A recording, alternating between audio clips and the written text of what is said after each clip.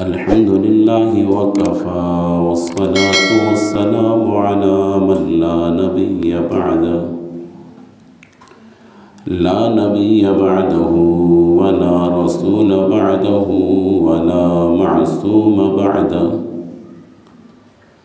ला उम्मत बअद उम्मतिही वला रिसालत बअद रिसालतिही वला खिलाफत बअद खिलाफतिही वला शरीअत बअद शरीअतिही अम्मा बअद अऊज़ु बिल्लाहि मिनश शैतानिर रजीम बिस्मिल्लाहिर रहमानिर रहीम ज़ुय्यिन लिन्नासि हुब्बुश शहवाति मिनन निसाइ वल बनीना वल क़नातीरिल मुक़न्तरति मिनद ज़हबि वल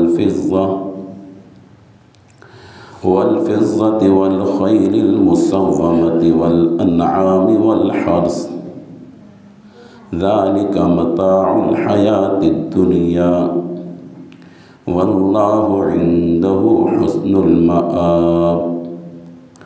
क़ाल नबी सल्लल्लाहु अलैहि वसल्लम अल-मर्उ मअ मन अहब्ब रब्बि इश्रह ली सदरी वयस्सिर ली अमरी वहलुल उक़दतम मिन लिसानी यफ़क़हू क़ौली रब्बि ज़िदनी इल्मन नाफ़िआ रब्बि ज़िदनी इल्मन नाफ़िआ रब्बि ज़िदनी इल्मन नाफ़िआ सुब्हानक ला इल्म लना इल्ला मा अल्लमतना इन्नका अंतल अलीमुल हकीम।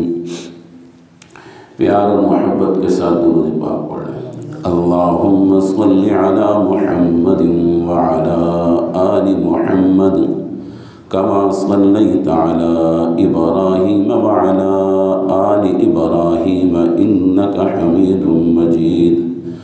अल्लाहुम्मा बारिक अला मुहम्मदिन व अला आलि मुहम्मद कमा बारकता अला इब्राहीम व अला आलि इब्राहीम इन्नका हमीदुम मजीद।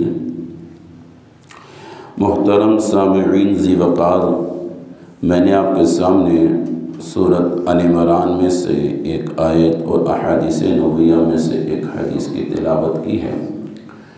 अल्लाह रब्बुल इज़्ज़त से दुआ है कि अल्लाह रब्बुल इज़्ज़त हक़ और सच बात करने की तौफ़ीक नसीब फरमाए, फिर उसके बाद हम सब को उस पर अमल पैरा होने की तौफ़ीक नसीब फरमाए। दुनिया की ज़िंदगी बड़ी मुख्तसर ज़िंदगी है, बड़ी मुख्तसर सी ज़िंदगी है।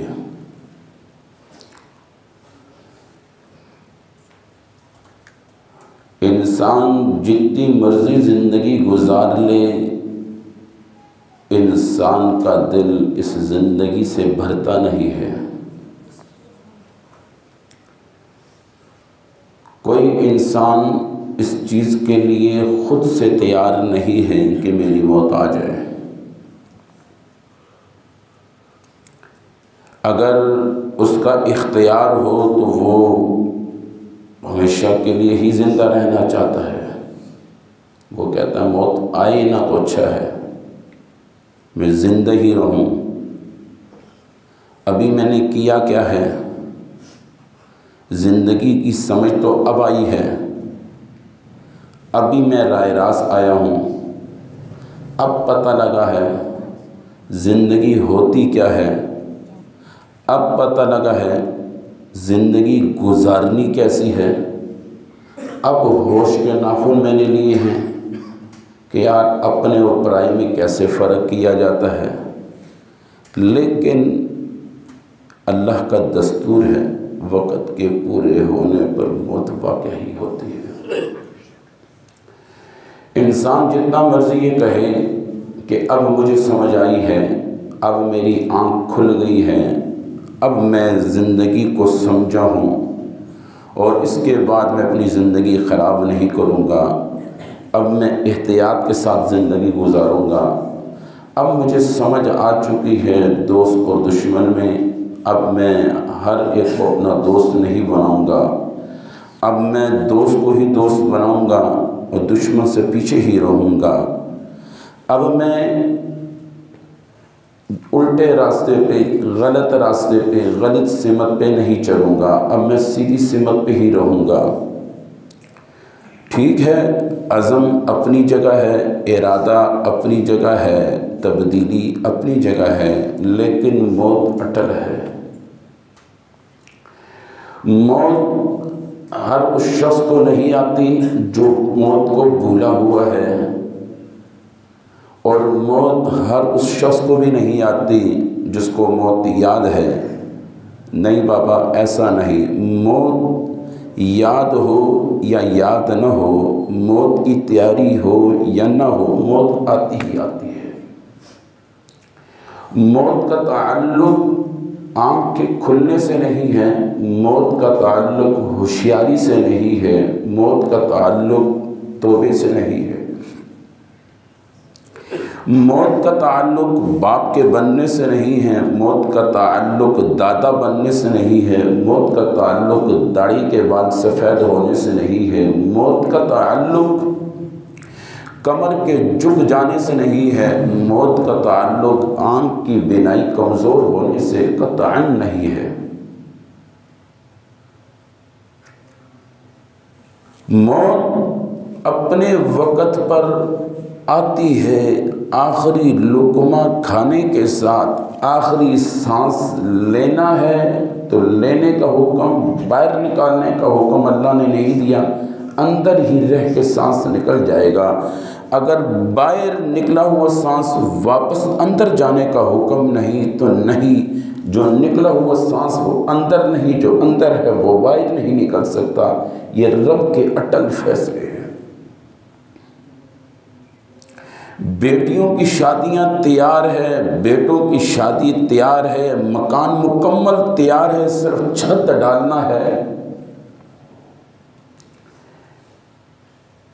केस की आखिरी तारीख है, जरगे का आखिरी जरगा है, आखिरी फैसला है, आखिरी बोल है। आया इसकी मोहलत मिल जाएगी? नहीं बाबा, जो वक़्त अटल है उस वक़्त पे ही मौत है। इस चीज़ का कतअन इंतज़ार नहीं है। यही हाल हमारा है। हम मासूम थे, छोटे थे, सिवाय रोने का हमारे पास और कोई रास्ता न था। भूख लगी तो फिर भी रोना था, प्यास लगी फिर भी रोना था, सर में दर्द तो फिर भी रोना था, पेट में दर्द तो फिर भी रोना था, बेचैनी तो फिर भी रोना था। जो भी हालत बिगड़ती रही, रोने के अलावा और कोई गोयाई हमारी ज़बान में न थी, सिर्फ रोना ही था। वो माँ बाप थे जिनके दिलों में अल्लाह डालता था, इसके पेट में दर्द होगा, इसको ये होगा, इसकी ये हाजत होगी, इसको ये हाजत होगी, उसको ये हाजत होगी। अल्लाह दिल के अंदर इल्हाम करता रहा और माँ बाप बच्चे को परवरिश करते रहे। और वही बच्चा जब धीरे धीरे जवान होता है, फिर अल्लाह के कानून को अपने वो मजबूत हाथों से कैसे तोड़ता है, फिर अल्लाह के कवानीन को तोड़ता है, फिर अल्लाह के हुक्मों को पामाल करता है। और कुरान ने कितना अजीब नक्शा, ज़ुय्यिना लिन्नासि हुब्बुश शहवाति मिनन निसाइ वल बनीन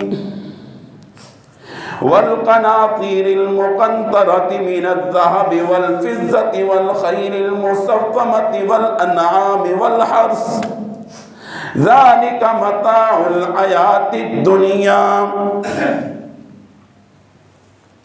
वल्लाहु इंदहु हुस्नुल मआब।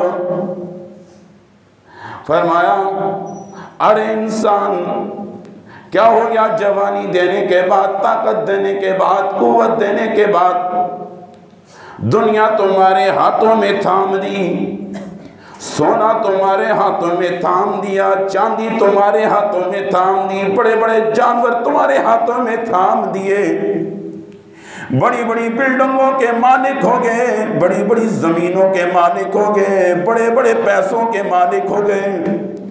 जेबें तुम्हारी पैसों से भरना शुरू होगी, भारी होगी, जेबें तुम्हारी भारी कर दी। बेसरो सामान आए थे, खाली हाथ आए थे, कुछ भी ना था, सब अल्लाह ने दिया। कभी कभी इंसान कहता है लुट गया, खप गया, तबाह हो गया, बर्बाद हो गया। हदीस के अंदर अल्फाज आते हैं, अरे इंसान तू क्या लेके आया था जो तेरे से खप गया? तू लेके कौन से आया था जो लुट गया? तू तो नंगा पैदा हुआ था, तू तो इस हालत में पैदा था, 1 फुट कपड़ा तुझ पर न था, वो तो तेरे माँ बाप ने तुझ पे डाला।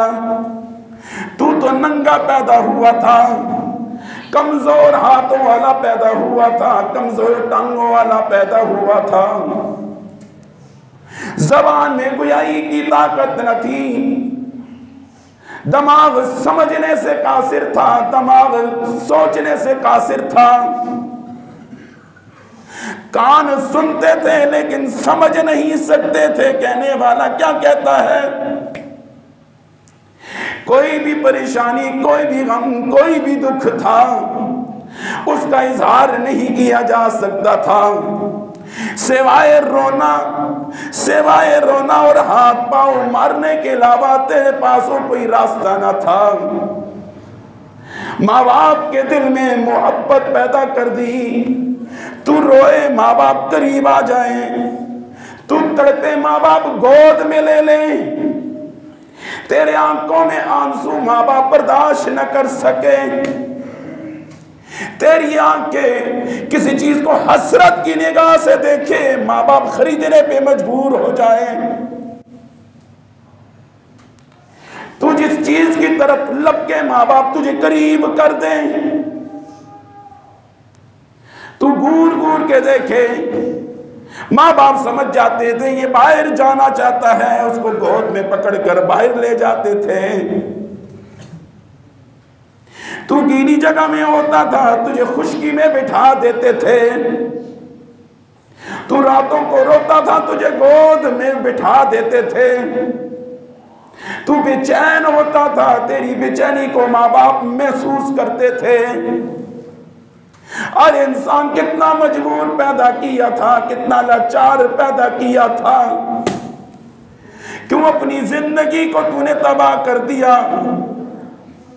अगर कुव्वत दी तो हमने, ताकत दी तो हमने, 2 पैसे जमा करने की सिक्कत तेरे अंदर पैदा हुई तो किसने दी? आज जो तू रंदे चलाता है, हाथ नहीं थकता, वो हाथ किसने दिए? आज सुबह से लेकर रात तक जिस टांगों में खड़ा होता है, वो टांगे किसने दी हैं? आज तेरे कारोबार में कोई नुकसान करे, जिस जबान से तू चीखता है, ये जबान किसने दी? आज तेरे खिलाफ 2 बोल बोले जाएं, दिमाग से उसकी प्लानिंग बनाकर तदाबीर बनाकर, हाथ और पांव को इस्तेमाल करके कैसे इंतकाम लेता है, ये सोचे किसने दी? ये सिमात की ताकत किसने दी? ये समझने की ताकत किसने दी? सब कुछ अल्लाह ने कदमों में फेंक दिया, हाथों में कुव्वत दे दी, पांव में कुव्वत दे दी, समझने की इस्तेताअत दे दी, देखने और समझने की बसीरत और बसारत दे दी। क्या तो नोट इकट्ठे करने की ताकत दी, तू रब के सामने खड़ा हो गया। अल्लाह के घर से आवाज आती है, अय्याल फलाह। तू कहता नहीं नहीं नहीं, मेरे पास वक्त नहीं है, मेरे पास वक्त नहीं है या अल्लाह तुझे तेरी इबादत करने के लिए, तुझे याद करने के लिए। मानता हूँ हाथ में कुव्वत तो तूने दी है, पाँव में ताकत तो तूने दी है, आंखों में भी आई बनाई तूने दी है, कानों के अंदर सुनाई तूने दी है। मानता हूँ ये सारी चीजें मानता हूँ। जमीन तूने मेरी खिदमत के लिए पैदा की है, इतनी नरम नहीं पैदा की तू पाँव रखे 10 जाए, इतनी सख्त पैदा नहीं की तू इस पे हल चलाए और हल ना चले। तू बीज डाल के गायब हो जाने वाला शख्स था, तेरी फसलों को हिफाजत करने वाला कौन था? तू बीजों को कैसे कैसे फेंकता था, हर एक बीज का मुंह कैसे सीधा करता था, हर तना कैसे सीधा निकलता था। इन बीजों की हिफाजत रात के तन्हाई में कौन करता था? कीड़ों के जुर्मट में कौन करता था? परिंदों के जुर्मट में कौन करता था? सैलाब के रेले में कौन करता था? बारिश के जुर्मट में कौन करता था?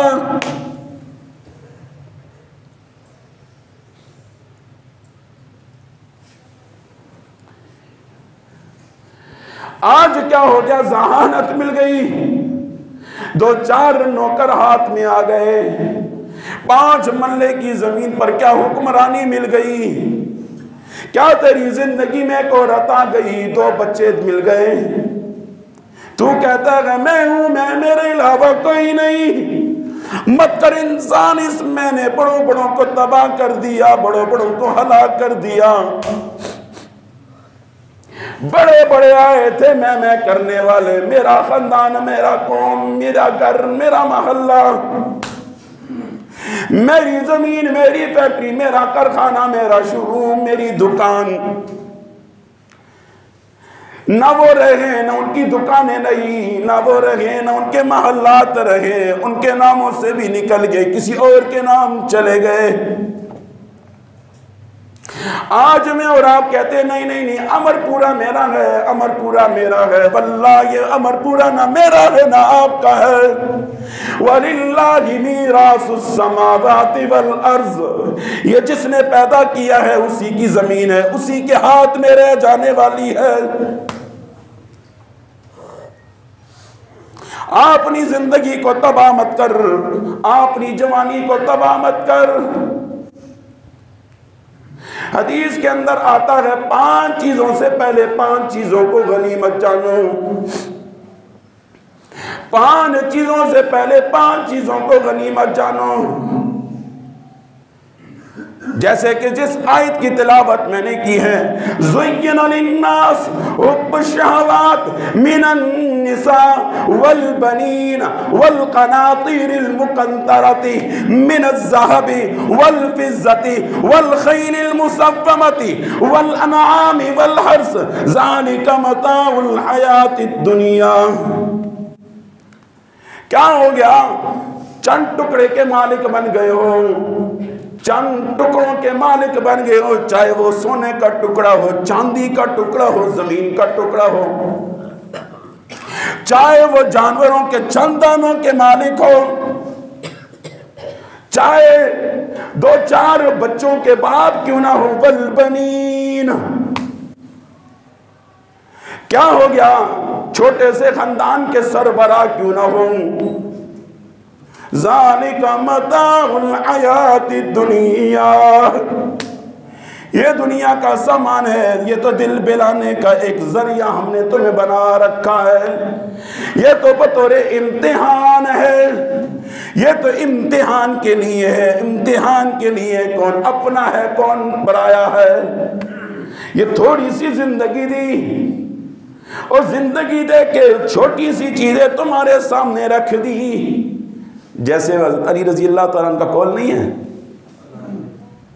कि फरमाया दस्तरखान पे हाथ का पता लगता है, दस्तरखान पे हाथ का पता लगता है, सफर में दोस्त का पता लगता है। सख्त भूख लगी हो, 5-6 बंदे हों, मुख्तसर सा खाना हो, फिर पता लगता है हाथ कैसे कंट्रोल में आता है। 2-4 दिन की भूख हो ना और मुख्तसर सा खाना हो, आसान लफ्ज़ों में ऐसे कहूँ, 1 बंदे का खाना हो और 5 बंदे बैठे हो, फिर पता लगता है ना फिर कैसे हाथ। अरे कहते बस एक नवाला दाएं तो एक बाएं, तो सीधा बगैर चबाए अंदर बा। इतना टाइम नहीं है। एक लतीफ़ा सा लिखा है, एक लतीफ़ा सा है, सुना देता हूँ, ज़्यादा ही कोई आखिरत की बात सुना दी। कहते हैं ना 2 दोस्त थे, दोनों बाहर किसी जगह मुसाफिर थे। उनको खाना बड़ा मुख्तसर मिलता था, किसी के यहाँ नौकर थे, बड़ा मुख्तसर खाना मिलता था। बड़ी पुरानी दोस्ती थी, एक साथ सफ़र किया, एक साथ रहते थे, एक दूसरे पर बड़े फिदा थे। खुदा की कुदरत है कि दोनों के वालिद फौत हो चुके थे। एक अक्सर उसको खाने पे कहता था, यार तेरे को कैसे फौत हुए? वो किसी पंचायत पे फौत हुए थे, वालिद उसका भी पंचायत पे फौत हुआ था, उसका भी वालिद पंचायत पे फौत हुआ था, यानी लड़ाई झगड़े पे। कराची की ज़बान में पंचायत कहते हैं, तो लड़ाई झगड़े के उस पर तनाज़ुर में फौत हो गए थे। वो उसको कहता था कैसे? वो जी बैल दी आए, बातों बातों में साइड पे ले गए, मारने लगे, उसने हाथ आगे कर दिया, वो करते करते पूरी एक कहानी सुनाता था, इस तरह मारते थे। इतनी देर में वो खाना उनको बड़ा मुख्तसर में ही खा जाता था, उसको बातों पे लगा के वो कहानी सुनाता, ये खा जाता था। एक दफ़ा इसके दिल में आया, यार ये हर वक्त मुझे बातों पे लगा लेता है, मैं कहानी सुनाता हूँ और ये खा जाता है, चल आज मैं सिंध। कहता है तेरा अब्बा कैसे फौत हो? ओ टक लगा, बस फौत हो गया, अपना खाना शुरू कर। कहता है तेरा अब्बा कैसे फौत हुआ? वो भी इसका भी पंचायत में फौत हुआ था, उसके अब्बे की बड़ी लंबी स्टोरी थी, लेकिन वो कहता भैया ढल से लगा, फौत हो गया, बस खत्म, जो गया हो गया, उसको क्या याद करना, खाना खाओ। वो बेचारा फेल हो जाता था। कुछ ऐसे दोस्त होशियार भी होते हैं, दूसरे को उल्लू बनाते रहते हैं, लेकिन बाद मतलब खुद ही मकाफात अमल है बाबा, मकाफात अमल है, पलट के भी आया करता है। बात कर रहा था, प्यारे हबीब सल्लल्लाहु अलैहि वसल्लम ने फरमाया 5 चीज़ों से पहले 5 चीज़ों को गनीमत जानो। फरमाया मालदारी को गनीमत जानो इससे पहले कि गुर्बत तुम्हारे ऊपर मुसल्लत हो जाए। जब तक पैसों वाले हो, जेबों में पैसा है, जेबों में टक्का है, टक्कों के मालिक हो, पैसों के मालिक हो,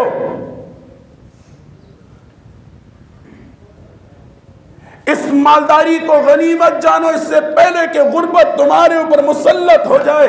फिर गरीब आदमी कहना मेरे को होए तो मैं दत्थी देवा। हाँ, वो फिर शेख चिल्ली वाली सोचें होती हैं। तो शेख चिल्ली वाला वाक़या सुना हो ना, बड़ा मशहूर सा है, बड़ा मशहूर वाक़या है। उनको शुरू में उदास बहुत कर दिए, दरमियान को चुटकुला भी होना चाहिए। वह शेख चिल्ली था, एक दफ़ा ना गर्मी का मौसम था, दरख्त के नीचे, नीम का दरख्त का साया भी बड़ा अच्छा ठंडा सा होता है, वो नीचे बैठा जी, थोड़े से अंडे थे उसके पास। वो अचानक ही सोचने लगा मेरे को इतने अंडे नहीं थे, मैं इसको बेचसा, यानी इसको मैं बेचूंगा, बेचने के बाद फिर मैं और अंडे लूँगा, फिर बेचूंगा, फिर ज़्यादा अंडे, करते करते मुनाफा अच्छा हो जाएगा, फिर मैं मुर्गियाँ ले लूँगा, फिर अंडों को मैं मुर्गियों के नीचे रखूँगा, फिर वो चूज़े पैदा होंगे, करते करते बहुत बड़ा फार्म बन जाएगा, फिर मैं उसके बाद बकरियाँ लूँगा, बकरियों का रेवड़ बन जाएगा, फिर मैं गाय लूँगा, गाय का रेवड़, फिर मैं एक बड़ी ऊँची जगह से शादी करूँगा, सही मालदार औरत से शादी करूँगा, फिर मेरे बच्चे होंगे, फिर बच्चे मुझे कहेंगे ना पापा पापा पैसे दो, मैं लात मारूँ। वो लात मारनी बच्चों को थी तो जाके अंडों को लग गई, वो जो कुछ था वो गया। यही हाल हमारा है, हम ये बना रहे वो बना रहे, ये बना रहे वो बना रहे, आखिर में हमारे पैसे को लात लग जाती है। और एक जगह की बात अचानक अल्लाह ताला ने दिमाग में डाली है कि कुछ दिन पहले मैं गया सरगोदा में ये सरगोदा कह रहा हूँ, ये महीना पहले की बात है। एक दोस्त के पास में गया था लाहौर। अल्लाह का करना ऐसा, मेरा बड़ा करीबी दोस्त है, बहुत अच्छा मुखलिस दोस्त है। तो उसके घर वाले गए हुए थे, तो उसने वैसे बैठक में उसने कहा अंदर ही सोती है। मैंने ठीक है। तो खुदा का करना ऐसे, वो कमीज़ उतारी तो बनैन उसकी पुरानी सी ना टूटी, तो मैंने उसको वैसे कहा कि यार मेरे पास वैसे भी एक तो बनाने, एक बनैन तू ले ले। कहता नहीं मेरे पास नहीं है, खुदा की कुदरत है, नई नई लटकी में पुरानी पुरानी पहने। ये हमारे यहाँ भी यही है ना, नए नए कपड़े हम एक दफ़ा थोड़ी देर पहन के हटा देते हैं और पुराने ही पुराने पहनते रहते हैं। और किस माल पे खुश होते हैं? जो पीछे जमा होता है, इतने हो गए, उस पे खुश होते हैं। जो खा रहे उस पे हम नहीं खुश होते, इतना जमा पे इतने हैं, इतने कपड़े नए मेरे लटके हुए हैं। ये अजीब सा इंसान है ना, अपने हाथों से कमाकर, अपने पसीना बहाकर, अपना खून खुशक करके और अपने हाथों से खरीद कर फिर भी नहीं पहनता, वो मर ही जाता है और रह जाता है, माल भी पीछे रह जाता है। हदीस में आता है माल किसे कहते हैं? सहाबा ने पूछा माल किसे कहते हैं? नबी अलैहिस्सलातु वस्सलाम ने फरमाया माल वो है जो खा लिया, माल वो है जो पी लिया, माल वो है जो पहन लिया, माल वो है जो अपने हाथ से आगे दे दिया। पीछे पड़ा माल नहीं, मीरास है। पीछे पड़ा मीरास है, माल नहीं है। खुद किराए में रहेंगे, अपना प्लाट नहीं बनाएंगे, किराए के घरों में धक्के खाते। मैं ये नहीं है मेरी कोई बात दलील बन गया, दलील है कि बता रहा हूँ बाबा, हमारी अपनी ज़हनियत की बात बता रहा हूँ। मेरी हर बात दलील नहीं है, अलग बात है मुफ्ती हूँ, लेकिन ये नहीं है मेरी हर बात कुरान हदीस बन जाती। एक मिसालें दे रहा हूँ, एक मिसाल बात कर रहा हूँ कि हमारे एक सोच, हमारा एक विजदान, हमारा तख़य्युल कैसा है, मैं ये बताना चाह रहा हूँ। हमारे अंदाज कैसे, यानी जमा हुआ पैसे को हाथ नहीं लगाते हैं, दूसरी की कढ़ाई में खुश होते हैं, दूसरे के खाने में खुश होते हैं, खुद जमे ही करते रहते हैं, जोड़ते ही रहते हैं। किसके लिए? दूसरों के लिए, लड़ाई झगड़ों के लिए। बहुत खुश नसीब होता है कमाया हुआ खा ले लगा ले, बड़े खुश नसीब होते हैं कमाए हुए में से खर्च कर ले।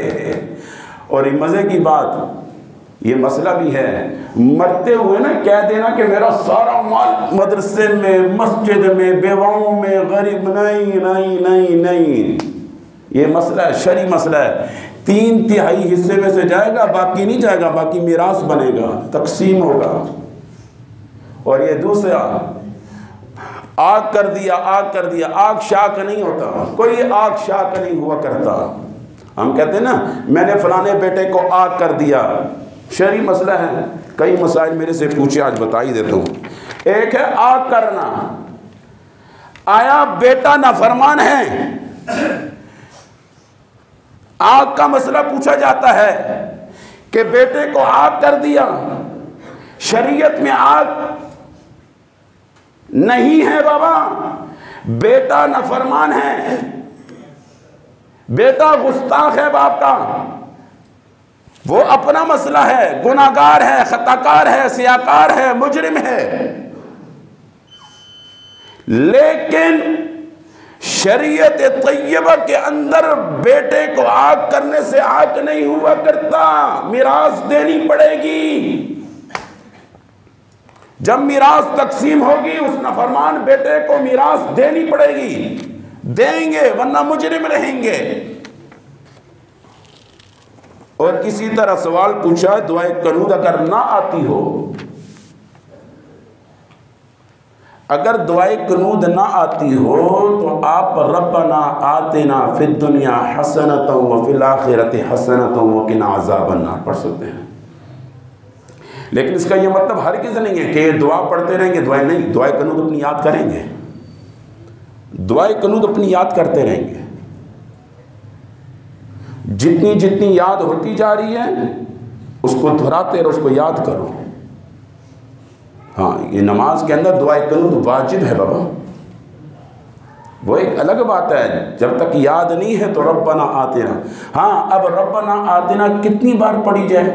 बाज़ ने लिखा है 3 मरतबा, बाज़ ने कहा 1 मरतबा भी पढ़ी जाए काफ़ी है, लेकिन बेहतर यह है 3 मरतबा पढ़ी जाए। अगर दुआ कुनूत भूल जाए, अगर दुआ कुनूत नमाज के अंदर भूल जाए, इंसान रुकू में चला जाए, दुआ कुनूत ना पढ़े, तो फिर सीधा सावा करेगा, यानी अत्तहियात शुरू करेगा। अत्तहियातु लिल्लाहि वस्सलावातु वत्तय्यिबात, अस्सलामु अलैका अय्युहन नबिय्यु व रहमतुल्लाहि व बरकातुहू, अस्सलामु अलैना व अला इबादिल्लाहि सालिहीन, अशहदु अल्ला इलाहा इल्लल्लाहु व अशहदु अन्न मुहम्मदन अब्दुहु व रसूलुहू, अस्सलामु अलैकुम व रहमतुल्लाह। दाईं तरफ सलाम फेरेगा, फिर 2 सजदे, अल्लाहु अकबर, एक सजदा, फिर सजदे से बैठेगा, फिर अल्लाहु अकबर, दूसरा सजदा, फिर बैठेगा, फिर अत्तहियात शुरू से यौम यक़ूमुल हिसाब आखिर तक पढ़ के अस्सलामु अलैकुम व रहमतुल्लाह, अस्सलामु अलैकुम व रहमतुल्लाह। अगर दुआ कुनूत आधी पढ़ी और रुकू में चला गया, भूले से पढ़ना पूरी चाहता था, इंसान है, यानी अल्लाहुम्मा इन्ना नस्तईनुका व नस्तगफिरुका व नुमिनु बिका व नतवक्कलु अलैका व नुस्नी अलैकल खैर व नशकुरुका व ला नकफुरुका व नखलउ व नतरुकु, इतना पढ़ लिया, यानी थोड़ी सी पढ़ ली, आधी पढ़ ली और पढ़ना चाह रहा था, बेहतियाती के साथ रुकू में चला गया। इंसान हो जाता है, रुकू में चला गया, आया अब ये रुकू से वापस पलट के पूरी करेगा? नहीं, अब इसने रुकू कर लिया, रुकू फिर सजदा, कोई आखिर में सीधा सावा भी करने की ज़रूरत नहीं है, हो गया। अगर आधी पढ़ी, आधी दुआ कुनूत एक इंसान ने पढ़ ली, गलती से रुकू में चला गया, गलती से रुकू में चला गया, आया अब रुकू से पलट कर वापस आएगा? नहीं बाबा, रुकू से पलट कर आने की ज़रूरत नहीं है। और ये भी मसला ज़हन में रखना, फ़र्ज से वजूब की तरफ वापस नहीं आया जाता। दुआ कुनूत वाजिब है, रुकू फ़र्ज है, फ़र्ज से वजूब की तरफ दोबारा पलटने की ज़रूरत नहीं है। फिर ये मसला था कि आपने कहा दुआ कुनूत भूल जाए, ना पढ़ी तो सीधा सावा, लेकिन यहाँ पर आधी दुआ कुनूत पढ़ ली है, तो इसलिए अब सीधा सावा करने की ज़रूरत नहीं है, बस सलाम पहले नमाज हो गई है।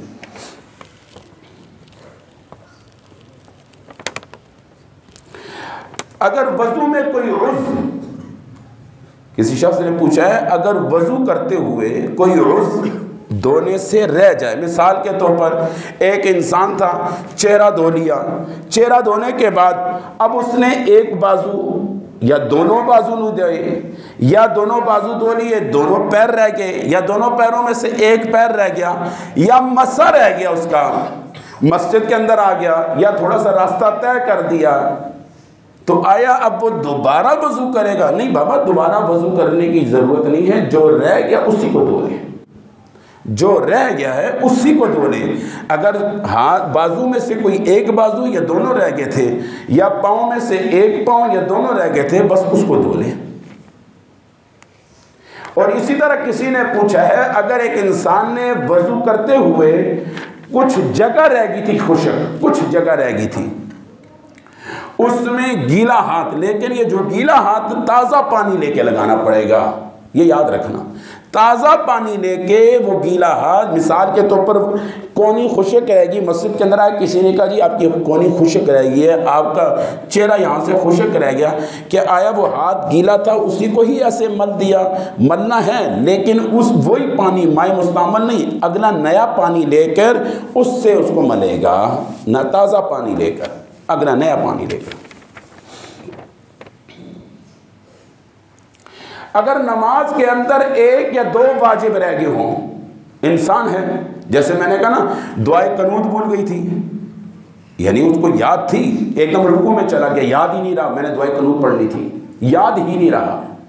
और इसी तरह दूसरी रकात में अत्तहियात पढ़नी थी, वो भी भूल गया, यानी दूसरी रकात में बैठ रहा था, ये खड़ा हो गया, याद ही नहीं रहा। अब वो ज़ाहिर बात है, अब ये सोचता रहा, उस सोचने की वजह से दिमाग पे दबाव ज़्यादा आया, और उस दबाव की वजह से उसको दुआ कुनूत भी याद नहीं रही, एकदम रुकू में चला गया। इंसान है, बाद में या वैसे बेचारा परेशान है, गमगीन है, दुखी है, हो जाता है, या बहुत ज़्यादा सोचों में है, इंसान कमज़ोर हो जाता है। यानी एक सजदा या दो सजदे, यानी एक वाजिब या दो वाजिब एक ही नमाज के अंदर रह जाएं तो फिर भी सदा सवा एक ही दफ़ा है। ये नहीं है कि एक इंसान ने दूसरी रकात में बैठना था, वो नहीं बैठा, अब उसका अलग सीधा सावा है, और दुआए कनूद नहीं पड़ा, उसके लिए अलग सीधा सावा है। नहीं, वो एक ही दफ़ा सीधा सावा, यानी जैसे मैंने बता दिया, अत्तहियात पढ़ेगा, अशहदु अल्ला इलाहा इल्लल्लाहु व अशहदु अन्ना मुहम्मदन अब्दुहु व रसूलुहु, अस्सलामु अलैकुम व रहमतुल्लाह, दाईं तरफ एक दफ़ा सजदा, फिर बैठेगा, दूसरा सजदा, बैठ के अत्तहियात शुरू से लेकर आखिर तक। बस दो सजदे दो वाजिब रह जाएं या तीन वजूब रह जाएं, नमाज में से एक वाजिब रह जाए या दो वाजिब रह जाएं या तीन वाजिब रह जाएं, तो सीधा सावा एक ही दफ़ा है।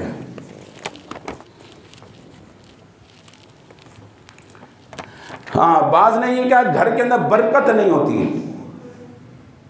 घर के अंदर बरकत नहीं होती। बेहतरीन नुस्खा है जी, प्यारे हबीब सल्लल्लाहु अलैहि वसल्लम का इरशाद है, जो घर में दाखिल होने से पहले बिस्मिल्लाह पढ़े, एक, दायां पैर अंदर रखे, दो, घर वालों को सलाम करे, अस्सलामु अलैकुम व रहमतुल्लाहि व बरकातहू, या अय्युहल्लज़ीना आमनू ला तदखुलू बुयूतन गैर बुयूतिकुम हत्ता तस्तअनिसू व तुसल्लिमू अला अहलिहा।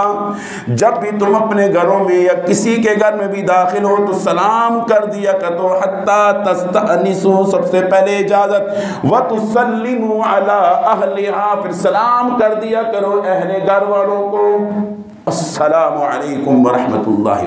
फिर आता है सूरत इखलास पढ़ लो, बिस्मिल्लाहिर्रहमानिर्रहीम, कुल हुवल्लाहु अहद अल्लाहु समद लम यलिद वलम यूलद वलम यकुल लहू कुफुवन अहद। बहुत बरकत होती है।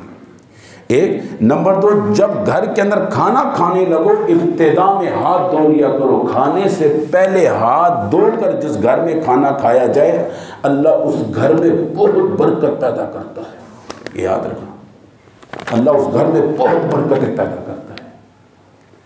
हाँ, अब कोई पूछता है कि जी यार मुझे भूल गया, उसका एक आसान तरीका ही बता देता हूँ।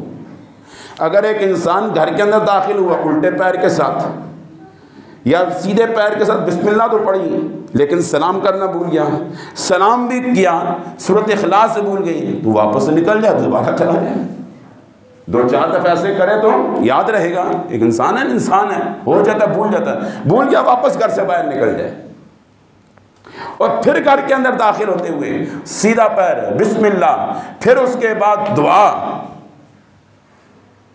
और दुआ के बाद सलाम, सलाम के बाद सूरत इखलास, कुल हुवल्लाहु अहद, बिस्मिल्लाह पढ़ के, बिस्मिल्लाहिर्रहमानिर्रहीम, कुल हुवल्लाहु अहद अल्लाहु समद लम यलिद वलम यूलद वलम यकुल लहू कुफुवन अहद। अल्लाह घर में बहुत बरकतें पैदा करता है, बहुत ज़्यादा। बाकी काफ़ी सवाल आता है, वो भी जो है इंशाअल्लाह। व आखिर दावाना अल्हम्दुलिल्लाह।